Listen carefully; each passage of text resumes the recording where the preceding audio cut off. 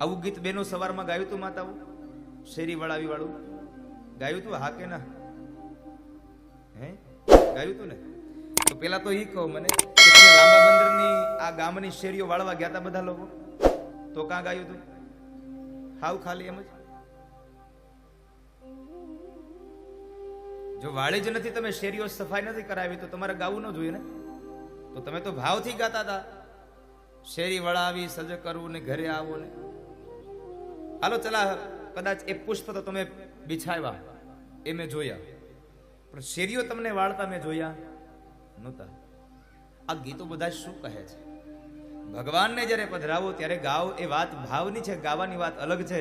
પણ હું મારી જો આધ્યાત્મિક અર્થમાં આ વાતને લઈ જાઉં, આ કથાના માધ્યમથી, વ્યાસપીઠથી જો આ વાતને આપણા જીવનની સાથે લઈ જાઉં, તો હું ત્યાં લઈને જઈ શકું કે કદાચ લાંબા ગામની શેરીઓ નહીં વળાવો ને તો ચાલશે, પુષ્પ નહીં બિછાવો તો ચાલશે, તો કરવાનું શું છે?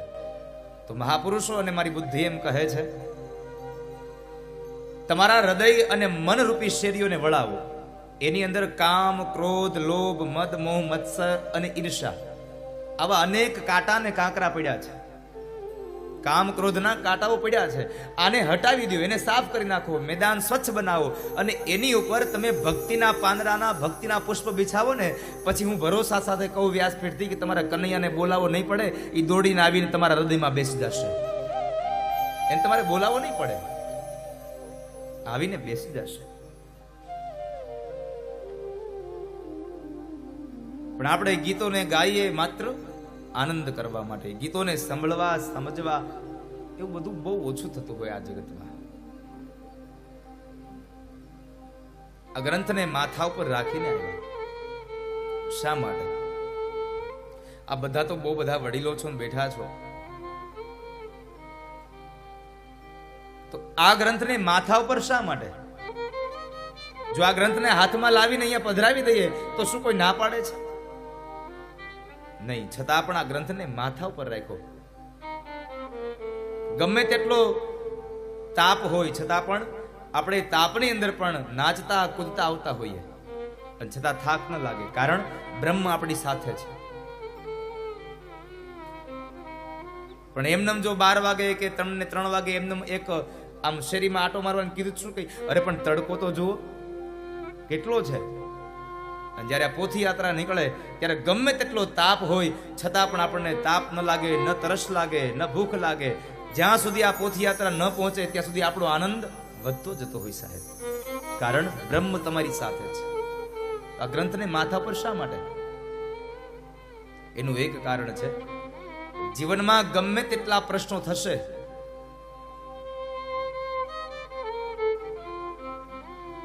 આધ્યાત્મિક પ્રશ્ન હશે તો પણ ભલે, વિજ્ઞાનને લગતો કોઈ પ્રશ્ન હશે તો પણ ભલે, તમારા જીવનને લગતો કોઈ પણ પ્રશ્ન હશે તો પણ ભલે, કોઈ પણ પ્રશ્નનો જવાબ જ્યારે આ જગતમાં ક્યાંયથી ન મળે ત્યારે તમારે ભાગવતને વાંચી લેવું, ભગવદ્ ગીતાને વાંચી લેવી. એટલે ભગવદ્ ગીતા અને ભાગવતમાંથી તમને કોઈ પણ પ્રશ્નનો જવાબ ન મળે એવું હજી સુધીમાં બન્યું જ નથી સાહેબ. જીવનના તમામ પ્રશ્નોનો ઉકેલ ભાગવત આપે છે, જીવનના તમામ પ્રશ્નોનો ઉકેલ એ ભગવદ્ ગીતા આપે છે. આપણા હિન્દુ ધર્મનો આ ગ્રંથ છે. ભાગવત આપણો મહાગ્રંથ છે. અને માથા પર શા માટે? તો આની એક સત્ય ઘટના છે. ક્રિશ્ચન સંત થોરો અમેરિકાની સમૃદ્ધ બજારમાં ભગવાન ભાગવતના આ ગ્રંથને માથા ઉપર લઈ અને નાચે છે. જ્યારે નાચી રહ્યા છે, હવે અમેરિકામાં તો માથા ઉપર આ બોજો રાખીને નાચવું એટલે ત્યાંની સંસ્કૃતિને જરા થોડું અજુગતું લાગે. એટલે ત્યાંથી પસાર થનારા લોકો, બધા લોકો આની સામે જોયા કરે છે, વારંવાર જોયા કરે કે આ માણસ પાગલ થયો કે શું? આ ગ્રંથને માથા ઉપર નાખીને નાચે છે. એમાં બરાબર એક પછી એક વ્યક્તિઓ જતા હતા, તો એમાં એક ભૂરિયો આવીને ક્રિશ્ચન સંત થોરોને કહે છે, એ મહારાજ,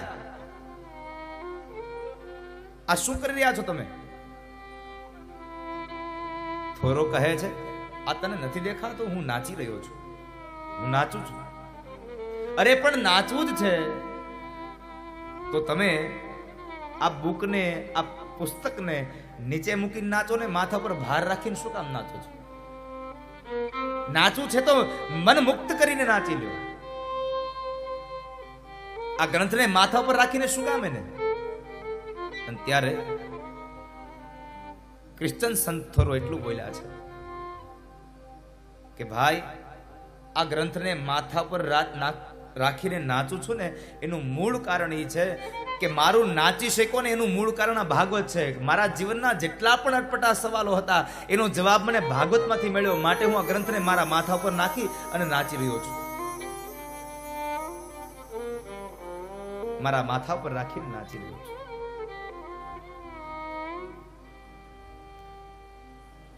એવો આ ગ્રંથ જ્યારે આજે ચેતરિયા પરિવારના આંગણે આવ્યો છે.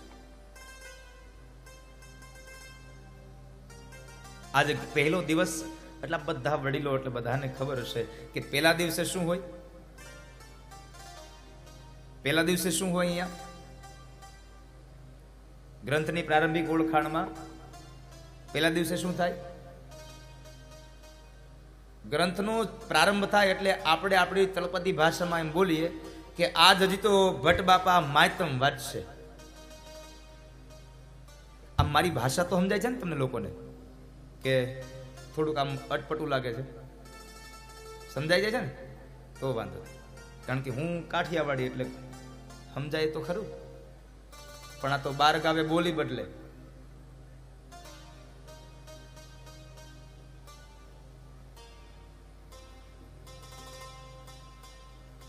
એટલે આપણી તળપદી ભાષામાં કહેવા જઈએ તો આજે ગોર બાપા હજી માયતમ વાંચશે.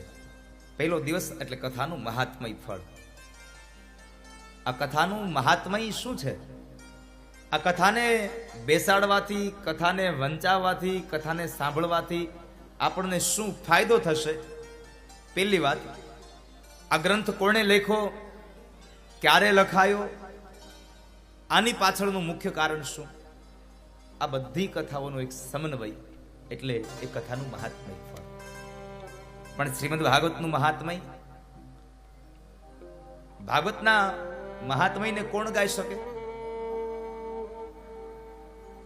પદ્મ પુરાણમાં આ કથાઓ આપી છે. ભાગવતનું મહાત્મય પદ્મ પુરાણે ગાયું છે. અને બહુ સીધી વાત છે કે માણસ પોતાની જાતે જ પોતાના વખાણ ન કરે, અને જો પોતાની જાતે વખાણ કરે તો એ આત્મશ્લાઘ હશે, એના વખાણનો કોઈ પ્રભાવ ન પડે.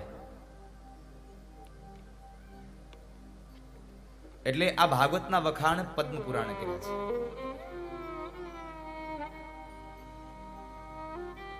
પોતાના મુખથી એના વખાણ ન કરી શકાય. હીરો કોઈ દી પોતાના મોઢે કહે કે મારા લાખ રૂપિયા? નહીં, એ તો ઝવેરી કહે ભાઈ આના લાખ થશે, આના 1.25 લાખ થાય, આના 5,000 થાય. એ એની કિંમત પોતે જાતે નક્કી ન કરી શકે, એ બીજા દ્વારા જ્યારે નક્કી કરાવે છે. બડા બડાઈ ના કરે, બડા ન બોલે બોલ. બડા બડાઈ ના કરે, બડા ન બોલે બોલ. હીરા મુખ સે ન કહે, લાખ હમારા મોલ. હીરો પોતાના મોઢાથી ન કહે. એમ આ ભાગવતનું મહાત્મય પણ વેદવ્યાસે ન ગાયું, પદ્મ પુરાણમાં ગવાયું છે. તો એ ભાગવતનું મહાત્મય અને મહાત્મયનો પ્રારંભ થતા પહેલો જ વેલો શ્લોક લખાયો અને ભાગવતનું મહાત્મયનો શ્લોક કહે છે: સચ્ચિદાનંદ રૂપાય વિશ્વોત્પત્યાદિ હેતવે તાપત્રય વિનાશાય શ્રી કૃષ્ણાય વયમ નુમઃ. સૌથી પહેલા વંદન કર્યા છે. કોને વંદન કર્યા?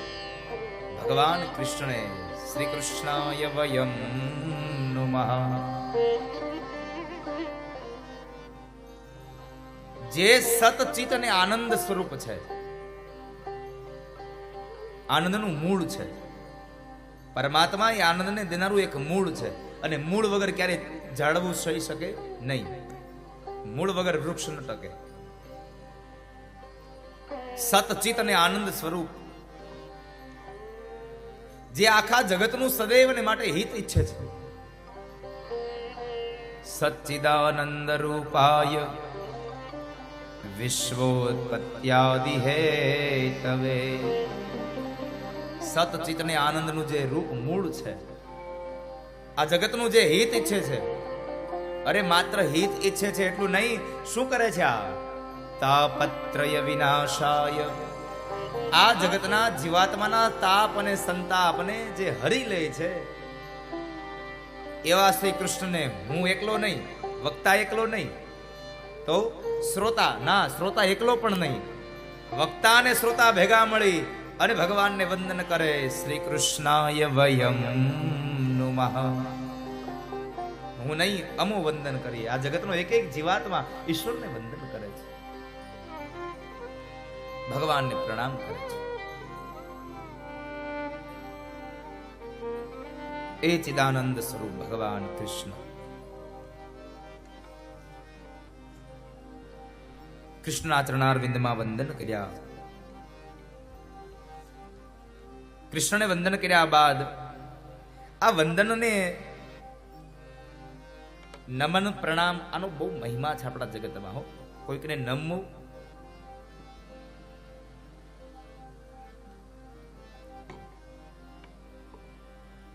વંદન અને ચંદન આપણા જગતમાં બે બહુ પ્રિય અને બહુ પ્રસિદ્ધ છે.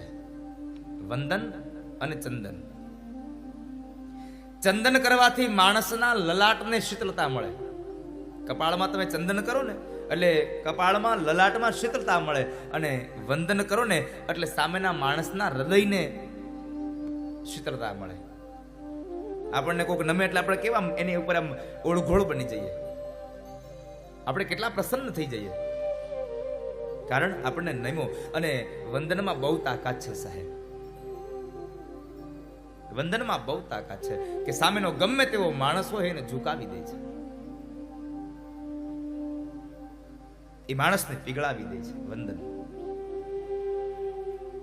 એટલે વંદન, પ્રણામ અને નમસ્કાર, આ ત્રણ વસ્તુ ભગવાનને યા તો કોઈ પણ વ્યક્તિને જ્યારે કરો ત્યારે ત્રણ વસ્તુની સાથે ત્રણેયમાં એક એક ભાવ જરૂર રાખજો.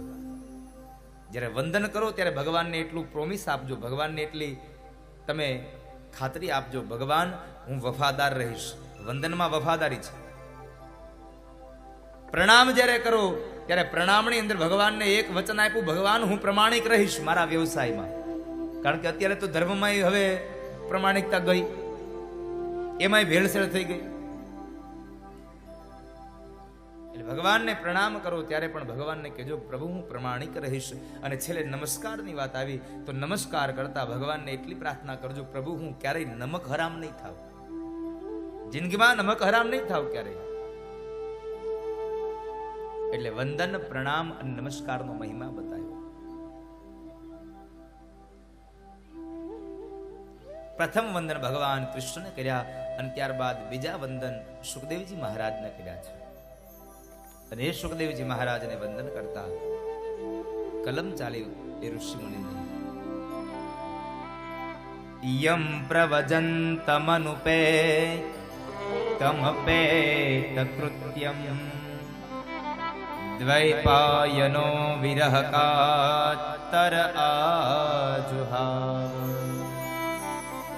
પુત્રેતિ તન્મયતયા તરવોభిનેદુ સ્તમ સર્વભૂતહૃદયં મુનિમાનતોસ્મિ. યમ પ્રવજંતમનુપેતમપેત કૃત્યમ. જેના વિયોગની પાછળ સ્વયં વેદવ્યાસ આકુળ વ્યાકુળ બન્યા છે. પુત્રેતિ તન્મયતયા તરવોભિનેદુ. જેના પુત્રની અંદર એ બાપ જે પાછળ પાગલ બન્યો છે એ પુત્ર એટલે કોણ? સુખદેવજી મહારાજ. વેદવ્યાસ મહારાજ સુખદેવની પાછળ પાગલ બન્યા છે. પુત્રેતિ તન્મયતયા, પુત્રમાં જે તન્મય બન્યા છે.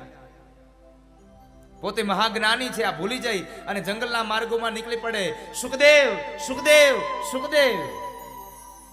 શા માટે? મહાપુરુષો કહે છે પોતાના દીકરાની પાછળ નહીં, એક મહાપુરુષની પાછળ એક બાપ દોડ્યો છે. કારણ એને ખબર હતી કે શુકદેવ છે જ્ઞાની છે, અને જ્ઞાની માણસ અબુદ્ધ માણસને પણ સામે કિનારે લઈ જનારો છે. ગમે તેવો મૂઢ માણસ હોય, પણ જો જ્ઞાનીની સાથે એનું મિલન થઈ જાય ને, તો એ માણસ એ અબૂઢ માણસને તારી દેતો હોય છે. માટે મારો દીકરો એ પરમ જ્ઞાની છે. શુકદેવ ભાગવતનો અધિકારી છે. જો જતો રહેશે તો ભાગવત કોને આપીશ? એટલા માટે વેદવ્યાસની પાછળ દોડ્યા હતા. એની પાસેથી એના પગની સેવા ચાકરી કરાવવા માટે એના આશ્રમમાં રાખવાની એને ઈચ્છાઓ ન હતી. એની એક ઈચ્છાઓ હતી કે જો મારો દીકરો મારી પાસે રહે તો મારું ભાગવત ભણે, અને ભાગવતને ભણ્યા બાદ મારો દીકરો આ જગતના તમામ જીવાત્માનો ઉદ્ધાર કરે. પણ દીકરો શુકદેવ જન્મતાની સાથે જ નીકળી જાય છે. એટલે અહીંયા વેદવ્યાસ એમાં પાગલ બન્યા. પુત્રેતિ તન્મયતયા તરવોભિનેદુ સ્તમ સર્વભૂત હૃદયમ મુનિમાનતોસ્મિ. ભગવાન શુકદેવને વંદન કર્યા. આ બેને વંદન કર્યા બાદ સૌથી અગત્યની વાત, આ કથા ક્યાં ચાલે છે? આ કથા કઈ જગ્યાએ ચાલે છે? તો આ કથા નૈમિષારણ્યની પવિત્ર ધરામાં, એ ભૂમિમાં નહીં, નૈમિષારણ્યની ભૂમિ એ ભૂમિકા બની ગઈ છે. માત્ર ભૂમિ નથી, એ ભૂમિકા છે.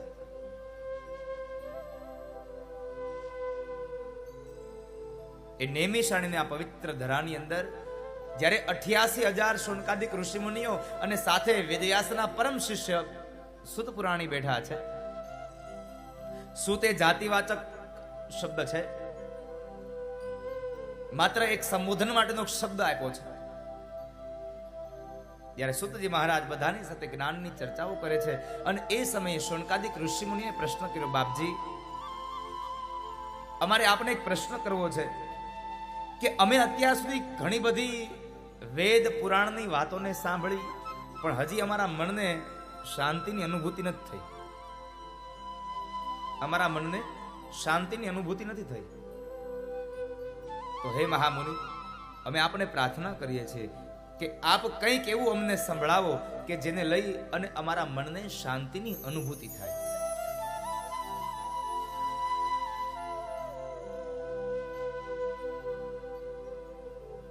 સુત પુરાણી કઈ જવાબ આપે ત્યાર પહેલા ફરી પાછા એક શૌનકાદિક ઋષિ મુનિયામાંથી એક મહામુનિ ઉભા થઈને કહે છે, બાપજી સાંભળો, કથા તો મેં બહુ સાંભળી છે, કથા નથી સાંભળવી, પણ એવો કંઈક રસ રેડો અમારા કાનની અંદર કે જેને લઈ અને એ રસ પ્રવાહને લઈ અને અમારા મનને જીવનભરની શાંતિની અનુભૂતિ થાય. આપણી મહામુસીબત ન્યા જ છે. અનેક વક્તાઓના મુખારવિંદથી આ ભાગવતની ગાથાને સાંભળી છે આપણે, પણ છતાંય હજી ભાગવતને સાંભળ્યા પછી પણ આપણને બ્રહ્મના શું લક્ષણો, બ્રહ્મ શું છે એની ખબર નથી સાહેબ. એટલે તો આખો ભગત કહે છે, શું કહે? કથા સુણી સુણી ફૂટ્યા કાન, તોય ન આવ્યું બ્રહ્મ જ્ઞાન. અખો ભગત કહે હવે કરવું કેમ, આટલી વાર સાંભળી તો એમનું એમ. અખો ભગત કહે હવે કરવું કેમ, આટલી વાર સાંભળી તોય એમનું એમ. શું કામે? તો કહે છે, બાપજી કથા સાંભળીને તો અમારા કાન ફૂટી ગયા, પણ હજી બ્રહ્મ શું છે એનું જ્ઞાન ન થઈ. બ્રહ્મ શું છે, બ્રહ્મ તત્વ શું છે એનું જ્ઞાન ન થયું. અને આપણી આ જ દશા છે. વરહમાં એકાદી વખત, 2 વખત, 3 વખત કથા સાંભળીએ છે, પણ હજી બ્રહ્મ શું છે, બ્રહ્મની ઝાંખી કેમ કરવી એની આપણને હજી બુદ્ધિ ચાલી જ નથી. કથા સાંભળીએ કેટલી વાર, કથા આપણામાં બેહતી જ નથી. આપણે 3 કલાક કથામાં બેહી જાય, પણ કથા આપણામાંથી 3 સેકન્ડની નથી બેહતી. એટલે બધી વ્યથા થઈ જાય છે.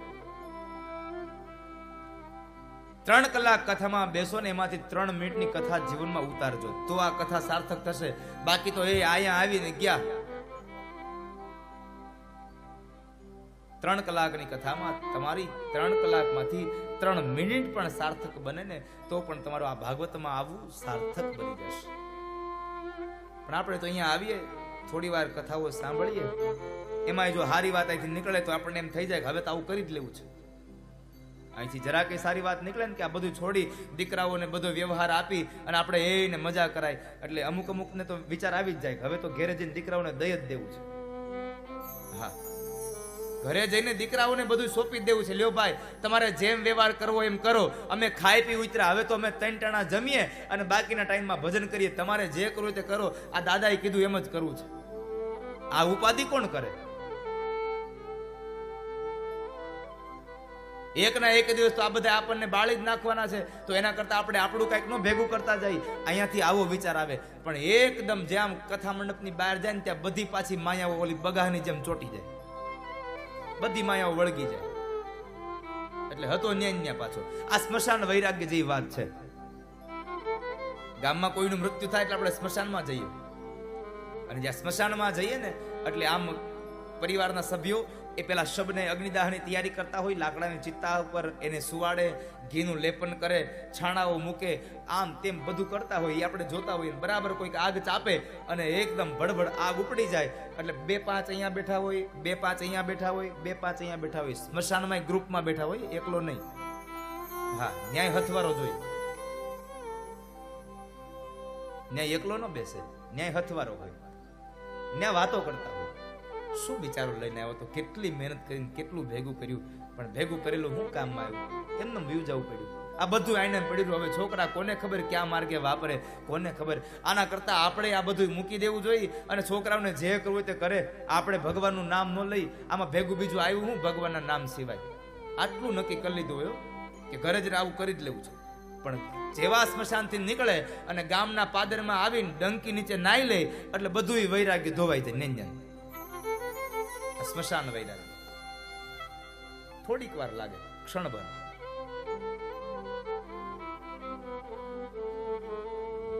પણ હું આપને બધાને કહી દઉં કે હું આ 7 દિવસની કથા લઈ અને તમને કોઈને વૈરાગ્ય લગાડવા લાવ્યો નથી અહીંયા હું, અને હું તમને કોઈને ભગવા કપડા પહેરાવવા માંગતોય નથી, અને મને ભરોસો છે તમે કોઈ પહેરશોય નહીં.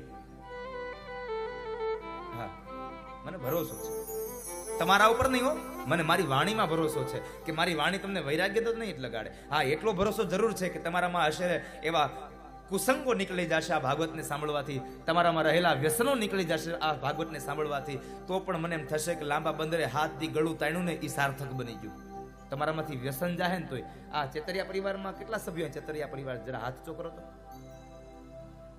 હા, વાહ. આમાંથી કેટલા લોકો પાન માવો સિગારેટ ભગવાનના સાનિધ્યમાં બેઠા છો? એમ આમાં તો નવયુવાનો મને વધારે દેખાય છે. ખાવા જેવી વસ્તુ ઓછી છે. લાવ, હે ખાવી હોય તો કાજુ બદામ ખાવ ને, લાલ ટમેટા જેવા થાવ.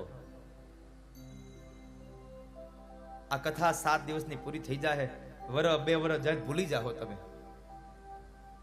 વર્ષ 2 વર્ષમાં ભૂલી જશો તમે આ કથાને.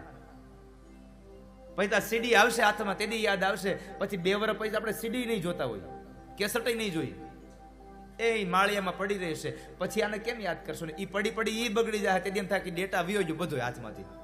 તે આ કથાને કેમ યાદ કરશો?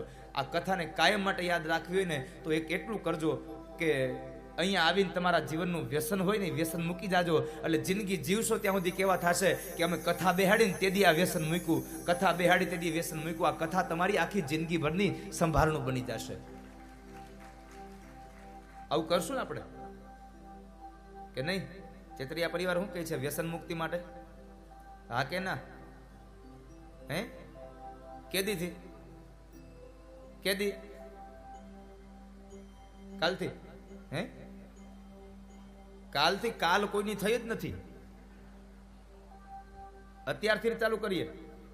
આવો, કોણ વ્યસન મૂકવા આવે છે ભાગવત પાસે? પેલા ચલો, આજે શૂરવીર કોણ બને પેલા મારે જોવું છે. વ્યસન મૂકવા આવે ને મોટો શૂરવીર હોય, રણ મેદાનમાં ભલે ન જાય. હવે મને ખબર પડશે. આજે આવી જાઓ, આવી જાઓ. મારી વ્યાસપીઠ આ લોકોને વંદન કરશે. સાહેબ, વ્યાસપીઠ જ્યારે વ્યસન મૂકે ને મારી વ્યાસપીઠ વંદન કરે છે. કારણ મને તમારો કોઈ ફાયદો નહીં થાય. તમે કદાચ માવા 25 ખાશો તો મારે પૈસા નથી દેવા, અને નહીં ખાવ તો કઈ તમે મને નથી આપવાના, પણ તમારો પરિવાર રાજી થશે કે આજ મારો છોકરો આજ નિર્વ્યસની બન્યો, મારો પરિવારનો એક સભ્ય નિર્વ્યસની બન્યો. આ ચેતરિયા પરિવારની કથા સફળ થઈ જશે આ પરિવારમાં. સાહેબ, ખૂબ બળ આપે મારો ઠાકુર. કેટલા માવા ખીચામાં કેટલા છે? નથી આજ ભગવાનને ભાઈ માથું અડાડી દો અને કહી દો કે ભગવાનને એટલું બળ આપજો કે હવે હું કોઈ દી વ્યસન ન કરું. તમારો પરિવાર કેટલો રાજી થશે. 5 વર્ષ તમારા પરિવારને તમારી આવરદા વધારે મળશે. આજ પહેલા દિવસથી ભાઈ આને જોરદાર તાળીઓથી વધાવો. શું નામ છે? રામભાઈ. આ રામ થઈને ભગવાન તો વ્યસનમાં કોઈ દી અડ્યા જ નહોતા. આ નામને બોલાવશો તમે. આજથી એને આ નામને સુધારવાનો પ્રયત્ન કર્યો. ઠાકુર ખૂબ બળ આપે સાહેબ. આ વ્યસનથી દૂર રહેજો બધા. આ પેલું કામ આવ્યું, આ હાવણી મારવાનું કામ મારું. હજી તો હાથ દીમાં તો કેટલી બધી મારે અત્યારે ધીમે ધીમે હાવણી છે, પછી તો એને મોટો હાવણો લેવાનો છે. તમારામાંથી વ્યસનો ને બધા કુરિવાદો જ કાઢવા આવ્યો છું મેં. તમને કોઈને મારે ભગવા ભરત બાપુ કોઈને મારે ભગવા નથી પહેરવાને, કોઈને તમારે સેલકા બનાવવા કોઈને નહીં ને, રેવા દો.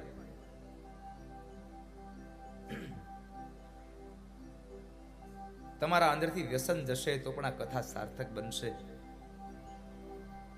નિર્વ્યસની થજો સાહેબ. વ્યસનથી દૂર રહેજો. કથા સુણી સુણી ફૂટા કાન, તોય ન આવ્યું બ્રહ્મ જ્ઞાન. અખો ભગત કહે હવે કરવું કેમ, આટલી વાર સાંભળી તો એમનું એમ. અને આપણું આવું જ હોય છે. હું તારે બેઠો હોઉં ને એટલે ક્યારેક ગામડાઓમાં મને વડીલો મળવા આવે એટલે હું બેઠો હોઉં ને એ બધા મારી આજુબાજુમાં બેઠા હોય એટલે એ બધા વાતો કરતા હોય એટલે મને સ્વાભાવિક મારો સ્વભાવ છે એટલે હું એને પૂછું, દાદા તમે કેટલી કથાઓ સાંભળી હશે, તમે ઉંમરમાં મોટા છો અને તમારા ગામમાં તો કેટલી કથાઓ થઈ ગઈ હોય, તમે કેટલાય વક્તાઓના મોઢેથી કથા સાંભળી હોય, તો કંઈક તમને સારી લાગી હોય એવી એકાદી વાત મને આપો તો હું આ ગામમાં તો કહું પણ બીજા ગામડે જઈને કહું. એટલે આવો હું પ્રશ્ન કરું ને એટલે દાદા શું કે ખબર, અરે દાદા તમે કહો છો ને કથા, આવી તો કેટલી કથાઓ સાંભળી નાખી, આવી તો કેટલી કથાઓ સાંભળી નાખી. એટલે પછી મને કહેવાનો મોકો મળી જાય કે દાદા સાંભળી નાખી ને એટલે જ મોટી વ્યથા છે, ખાલી સાંભળી હોત તો કાંઈ ઉપાધિ નહોતી. આ સાંભળી નાખી, અહીંથી સાંભળી અહીંથી કાઢી. કથામાં આવો ત્યારે એક બાજુનો કાન બંધ રાખજો મારા બાપ, કારણ કે અહીંયા તમારે શબ્દોને કાઢી નાખવા પડે એવો શબ્દ બોલાતો જ નથી. અહીંયા તો વ્યાસપીઠની મર્યાદા, એની ગરિમાને જાળવી અને સમાજની તમામ વ્યક્તિઓને માધ્યમ બનાવી અને આ ભાગવતનું વર્ણન થાય છે. ભાગવતનું મહાત્મ્ય ગવાય છે, ભાગવતના ગુણાનું વાદને ગવાય છે.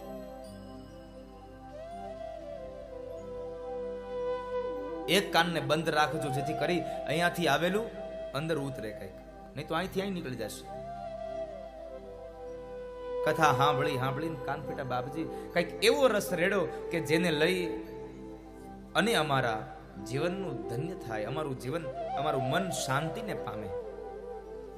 અને એ સમયે સુત પુરાણી કહે છે કે શૌનકાદિક ઋષિઓ, તમે જે વાત કરો છો એ વાતને સાર્થક કરવા માટે તમે વેદ પુરાણ ઉપનિષદ બધું વાંચ્યું હશે, સાંભળ્યું હશે, પણ તમારા મનને જો શાંતિ ન મળી હોય ને હવે શાંતિ જ અપાવી હોય તો માત્ર ને માત્ર એક સાધન છે, શ્રીમદ ભાગવત સાંભળો. તમે ભાગવતની કથાને સાંભળો. ભાગવત સાંભળવાની વાત કરે એટલે શૌનકાદિક ઋષિઓ કહે છે બાપજી અમે ભાગવત બીજે ક્યાં સાંભળવા જઈએ અને તમારા જેવા વક્તા અમને મળે ક્યાં? કારણ ભાગવત તમે સંભળાવો. સુત પુરાણી કહે છે ભાગવત એ તો પુરાણોમાં શ્રેષ્ઠ છે. અને પદ્મ પુરાણીની સાક્ષી પૂરતા કહે પુરાણેષુ ચ સર્વેષુ શ્રીમદ ભાગવતમ પરમ